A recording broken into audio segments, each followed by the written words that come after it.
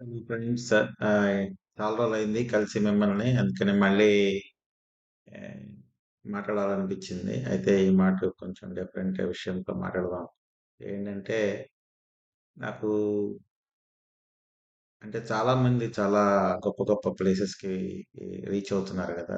వాళ్ళ జీవితాల్లో లైక్ ఆహ్, వాళ్ళ అచీవ్‌మెంట్స్ గాని, లేతే వాళ్ళ సక్సెస్ కానీ చూస్తే వాళ్ళందరూ చాలా ఇన్‌స్పైరింగ్‌గా అనిపిస్తారు. అంటే కొందరు లైక్ ధోనిని తీసుకున్నా, లేకపోతే సచిన్ టెండూల్కర్‌ని తీసుకున్నా స్పోర్ట్స్ విషయంలో, లేకపోతే విరాట్ కోహ్లీని తీసుకున్నా వాళ్ళందరూ అంత అలా ఎలా అవ్వగలిగారు అన్నది ఒక ఆలోచనొచ్చింది. అలానే ఏ ఫీల్డ్‌లో తీసుకున్నా ఉంటారు. సినీ ఫీల్డ్‌లో తీసుకుంటే చిరంజీవి అవ్వచ్చు, ఒకప్పుడు ఎన్టీఆర్ అవ్వచ్చు.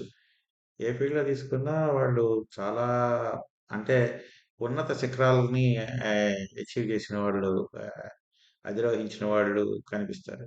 కానీ అందరూ అలా ఎందుకు అవ్వలేకపోతున్నారు? ఇప్పుడు సినిమా ఫీల్డ్‌లో తీసుకుంటే చాలా మంది హీరోలుంటారు. కానీ అందరూ అలా అవ్వలేకపోతున్నారు. స్పోర్ట్స్‌లో ఆహ్, ఇది క్రికెట్ అనండి హై స్కూల్ క్రికెట్‌లో 20 బాల్స్‌లో 50 రన్స్ చేసినోళ్ళు, 20 బాల్స్‌లో 100 రన్స్ చేసినోళ్ళుంటారు. కానీ వాళ్ళందరూ సచిన్ టెండూల్కర్‌లా అవ్వలేకపోతున్నారు. ఆహ్, అలా ఏ ఫీల్డ్‌లో తీసుకున్నా కొందరు మాత్రం బాగా సక్సెస్ అవుతున్నారు. ఉన్నత శిఖరాలను అధిరోహిస్తున్నారు. వాళ్ళ ఈ విజయం వెనకాతల రహస్యం ఏంటి? ఎలా ఆ స్టేజ్‌కి వెళ్తున్నారు? అన్నది ఆలోచిస్తే నాకు ఒక 3 విషయాలు తట్టాయి. అంటే ఈ 3 కలిసొచ్చిన వాళ్ళకి వాళ్ళు ఎట్టి పరిస్థితుల్లోనూ వాళ్ళు పైకెళ్ళిపోతారనిపించింది. ఒకటి అందులో ఫస్ట్‌ది ఏంటంటే నేననుకున్నది ఆహ్, ఎఫర్ట్ అంటే ఆహ్, ఏకాగ్రత, కాన్సంట్రేటెడ్ ఎఫర్ట్. అంటే ఆ కాన్సంట్రేటెడ్ ఎఫర్ట్ ఎంతగా ఉంటుందంటే ఇంక దాని నుంచి వాళ్ళని ఎట్టి పరిస్థితుల్లోనూ బయటికి తీయలేరు. ఇప్పుడు క్రికెట్‌లో పెట్టాడనుకోండి 'సచిన్ టెండూల్కర్' ఎఫర్ట్. ఇంక అందులోంచి బయటికి లాగలేమనమాట. ఏమైనా సరే వాళ్ళ నాన్నైనా ఎవరైనా డీవియేట్ చేయలేము. అంత ఫోకస్డ్‌గా ఎఫర్ట్ ఉంటుంది. నేను దాన్ని ఫోకస్ అంటున్నాను. But it is more of అంటే అది బాగా కష్టపడి దాని మీదే ఒకే దాని మీద కృషి చేయటం. ఏకాగ్రతతో కృషి చేయటం. అది ఒక యాస్పెక్ట్ చూస్తాం వీళ్ళలో కామన్‌గా. రెండోది ఈ చూస్తే న్యాచురల్ ఎబిలిటీ. అంటే కొందరికి ఈ ఇది సహజ సిద్ధమైన కొన్ని ఈ స్ట్రెంగ్త్స్ బలాలనండి, స్ట్రెంగ్త్ అనండి లేకపోతే వాళ్ళ క్యారెక్టర్ గానివ్వండి, లేకపోతే వాళ్ళకి సహజసిద్ధంగా అంటే పుట్టినప్పటి నుంచే ఉందా అన్నట్టుగా ఉంటుంది. ఇప్పుడు 'టెండూల్కర్' తీసుకుంటే బ్యాట్ పట్టిన దగ్గర నుంచి చాలా బాగా చేసేవాడు. 'చిరంజీవి' తీసుకుంటే యాక్షన్ మొదలెట్టిన దగ్గర నుంచి చాలా బాగా చేసేవాడు. అలాగా వాళ్ళకి సహజ సిద్ధంగా కొన్ని ఈ బై బర్త్ వచ్చాయా కొన్ని అన్నట్టుగా ఉంటుంది. దాన్ని నేను న్యాచురల్ ఎబిలిటీ అని అంటే సహజ సిద్ధమైన బలాలు. హ్మ్. ఆహ్, సో, ఒకటి కృషి, 2 న్యాచురల్ ఎబిలిటీ. మూడోది ఇవి 2 ఉన్నా వాళ్ళకి ఆ ఫీల్డ్‌లో ఇంట్రెస్ట్ లేదనుకోండి. అంటే దాని మీద ఆసక్తి. హ్మ్. ఆ ఆసక్తి కూడా అంతగా ఉంటుంది. ఇప్పుడు 'టెండూల్కర్‌ని' చూసారనుకోండి, రాత్రింబవళ్ళు వెళ్లి ప్రాక్టీస్ చేసేవాడు. అదే ఈ చి 'చిరంజీవి' తీసుకున్నారనుకోండి, అతను అలానే ఆహ్, విపరీతమైన ఆసక్తి అన్నమాట. ఎవరు తిన్నా, తినకపోయినా, ఏం చేసినా గూడా నటనంటే అంత ఆసక్తి. అలాగా వి ఈ ఆసక్తి, సహజ సిద్ధమైన బలం ప్లస్ అవిరళ కృషి. ఈ 3 కలిసిన చోట వాళ్ళనెవరు ఆపలేకపోతున్నారు. వాళ్ళు డైరెక్ట్‌గా పైకెళ్ళిపోతున్నారు. అంటే హైయెస్ట్ లెవెల్‌కెళ్ళిపోతారు పైకంటే. ఆ ఫీల్డ్‌లో వాళ్ళు ఏ ఫీల్డ్‌లో ఉన్నారో, ఆ ఫీల్డ్‌లో హ్మ్. హైయెస్ట్ లెవెల్‌కి ఇంకా ఆ ఫీల్డ్‌లో టాప్‌లోకెళ్ళిపోతారు.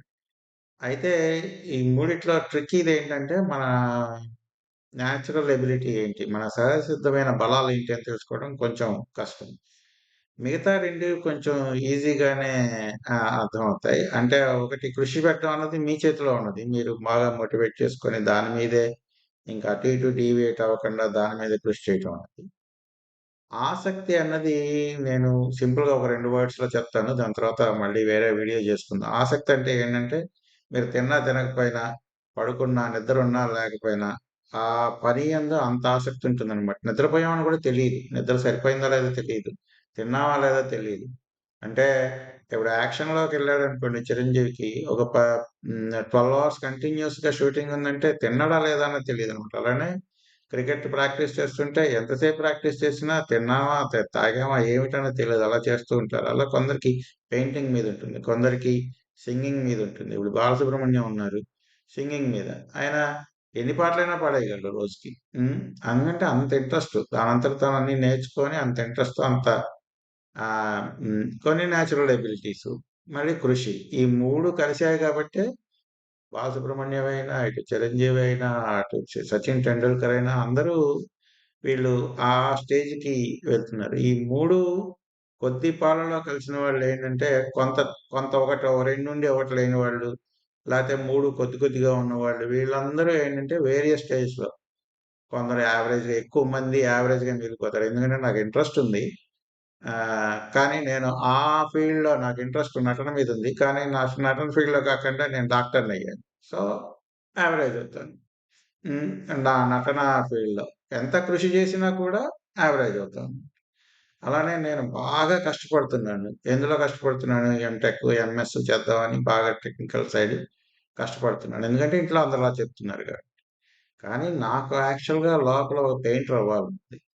నాకు నా ఇంట్రెస్ట్ అది. కానీ దీని మూలాన ఈ ఇంట్రెస్ట్ లేకుండా ఫోకస్‌తో కృషి చేస్తాం. కానీ ఇంట్రెస్ట్ లేకపోవడం వలన ఏమవుతుందంటే, అది అంతగా రాణించదు. అందుకని మళ్ళీ అంత చదివినా అందులో ఒక యావరేజి. అంటే వెళ్లి ఒక గూగుల్ లాంటివి క్రియేట్ చేయటమో, లేకపోతే ఒక ఫేస్‌బుక్ క్రియేట్ చేయటమో అలాంటివి ఉండవు వాళ్ళ దగ్గర. హ్మ్. అందుకని ఈ ఆ టాప్ లెవెల్‌లోకెళ్ళాలంటే ఆ ఇంట్రెస్ట్‌తో పాటు ఫోకస్ ఉండాలి. ఆ ఫోకస్‌తో పాటు ఇవి 2 ఉన్నా కూడా ఒక్కోసారి మనకి నేచురల్ ఎబిలిటీ అందులో లేదనుకో. సహజ సిద్ధంగా ఆహ్, కొందరు ఆహ్, పాటలు పాడడంలో వాళ్ళకి బాగా ఎబిలిటీ ఉంది. కానీ వాళ్ళని తీసుకెళ్ళి ఇంట్లో అందరూ డాన్సర్స్ నువ్వు కూడా డాన్సే నేర్చుకో అన్నారనుకో. సో, నేర్చుకుంటారు. అది ఒక ఆర్ట్, ఇదొక ఆర్ట్. కానీ సహజ సిద్ధమైన ఎబిలిటీ లేకపోవటం వలన అంతగా రాణించరు. అందుకని మళ్ళీ వాళ్ళు కొంత యావరేజ్ లెవెల్‌కి ఒక పద్ధతిలో వెళ్తారు. ఒక లెవెల్ దాకా వెళ్ళొచ్చు. సో, అందుకని 3 కలిసిన దగ్గరే అంటే మనకి ఇంట్రెస్ట్ ఉండాలి. మన ఫోకస్ అంటే ఆహ్, విపరీతమైన కృషి, ఏకాగ్రతతో కూడిన కృషి దాని మీద ఉండాలి. అదే ఫీల్డ్ మీద. అలానే అందులో మీకు కొంత నేచురల్ ఎబిలిటీస్ ఉండాలి. ఆ 3 ఉంటేనే ఆ ఫీల్డ్‌లో మీరు రాణించి ఉన్నత శిఖరాలను అధిరోహించొచ్చు. హ్మ్. ఇదనిపించింది. అయితే నేచురల్ ఎబిలిటీస్ మనవేంటి అన్నది మనం ఎలా కనుక్కోవాలి? ఇంట్రెస్ట్ అన్నది మనకి దేని మీదుంది అన్నది మనం ఎలా కనుక్కోవాలి? ఇవి 2 తెలిస్తే దాని మీద బేస్ చేసుకొని మీరు కృషి చేయొచ్చు. అవి 2 ఎలా కనుక్కోవాలి? ఏం చేయాలన్నది మళ్ళీ తర్వాత వీడియోలో మాట్లాడుకుందాం. ప్రస్తుతానికి మీరు అబ్జర్వ్ చేయండి చుట్టుపక్కలంతా. ఎలా నడుస్తోంది? ఎవరు ఏ లెవెల్‌కెళ్తున్నారు? వాళ్ళ ఇంట్రెస్ట్ దేని మీదుంది? ఇలా అబ్జర్వ్ చేస్తే మీకే కనిపిస్తుంటుంది. ఈ 3 కలిసిన దగ్గర మటుకు వాళ్ళని ఇంకెవరు ఆపలేరు. వాళ్ళు డెఫినిట్‌గా టాప్‌లోకెళ్ళిపోతారు. హ్మ్. అది ఇవాల్టికి ఇదే షేర్ చేసుకుందాం అనిపించింది. మళ్ళీ మాట్లాడదాం. మళ్ళీ ఒక్కొక్క దాని గురించి విడివిడిగా మాట్లాడదాం. ఇంట్రెస్ట్ అంటే ఏంటి? దానిలో ఎలా ఐడెంటిఫై చేయాలి? ఏంటి అలాగా ఒక్కొక్క దాని గురించి మూడింటి గురించి మాట్లాడదాం.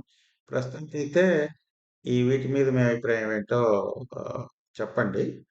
మీరు కూడా అబ్జర్వ్ చేసుకోండి. నాకు చెప్పినా చెప్పకపోయినా మీరు అబ్జర్వ్ చేసి అది మీకేమన్నా ఉపయోగిస్తే నాకు ఆనందం. హ్మ్. సరే అయితే ఉంటాను.